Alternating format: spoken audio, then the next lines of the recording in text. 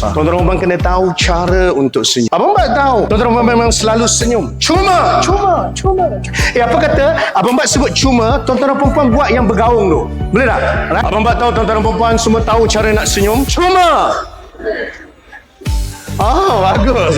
Dan bila kita keluar serotonin ni, Tuan Asri, dia adalah hormon of happiness. So, tak salah lah siapa yang jawab seronok tadi. Nah, bila dia keluar hormon serotonin, dia akan menghasilkan vibe dan juga aura yang orang datang dekat je, dia rasa selesa dengan kita. Okay, Omar dah tanya jujur. Pernah tak anda tengok seseorang ni, dia tak buat dosa apa pun dengan kita, tapi kita rasa meluat dekat dia? Pernah tak? Pernah kan? Sama lah. Orang pun pernah rasa macam tu dekat kita. Your vibe, bila you keluarkan negative vibe, bila senyum pun senyum terbalik. Alright? And then lepas tu muka pula serius dan sebagainya. Tuan-tuan, orang akan nampak anda sangat susah untuk di-approach. Kan bos memang tak boleh jumpa sekarang. It's gonna help you to be a professional secretary. Boleh? Jom kita try senyuman tempe. Ready semua?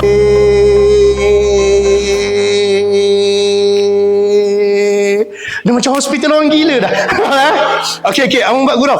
Tapi sambil-sambil jumpa orang, kita senyum tempe, it's gonna change everything. Perempuan, bayangkan kita dengan bos tadi ada berkelahi sikit, apa stress, balik rumah je perempuan tenang pintu, mama dah balik. Alright, okay. Lepas tu pula tengok anak kena marah. Anak kena marah satu hal, anak mak mertua pun kena marah. Lagi kesian anak mak mertua. Suami lah, dengan suami pun kena marah. Why? Because 1/3 of your life dekat tempat kerja, you're not happy. Dan tuan-tuan, 1/3 of your life, satu lagi pun rosak, dia akan ganggu lagi 1/3 hidup kita, iaitu untuk rehat, untuk tidur. Nak tidur pun tak boleh lah. Bila nak tidur je keluar datang muka-muka toksik dekat office tu. Alright, okay? And then bila dah terpejam mata, bila mimpi yang toksik pun masuk dalam mimpi dan dia jadi watak utama. Oh my God, ini mimpi aku, kenapa kau jadi watak utama weh? You know why? Because you're not happy in your working life. Ladies and gentlemen, let's enjoy your life. Anda berhak untuk bahagia. Dan untuk bahagia, jangan duk cerita formula yang pelik-pelik. Start dengan satu yang sangat powerful, yang Nabi pun suruh, iaitu senyuman. Senyuman adalah makeup yang paling murah, mudah, pantas untuk menjadikan lelaki lebih handsome, wanita lebih jelita. Macam tu je.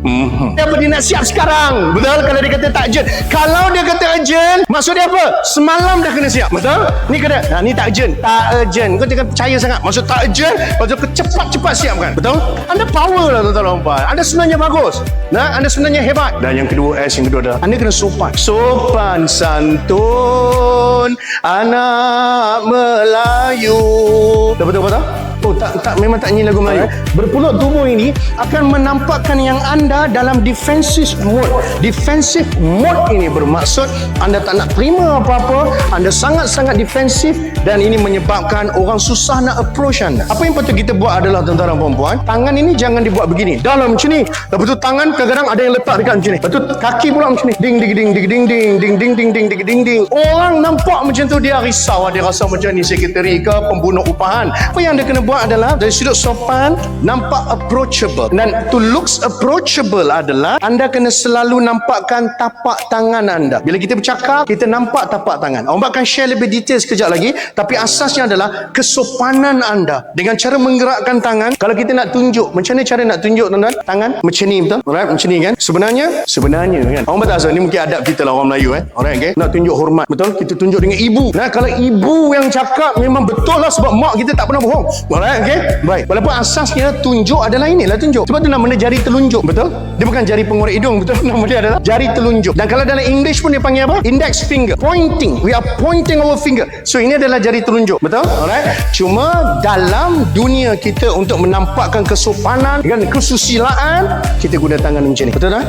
Dan can you imagine you combine you punya sopan dengan you punya senyum tu. Bukan senyum biasa, senyum 3.0 pula tu. Silakan tuan. Alright. Si angkat kening, boom, everything gonna change. Ini akan jadi senjata diplomasi.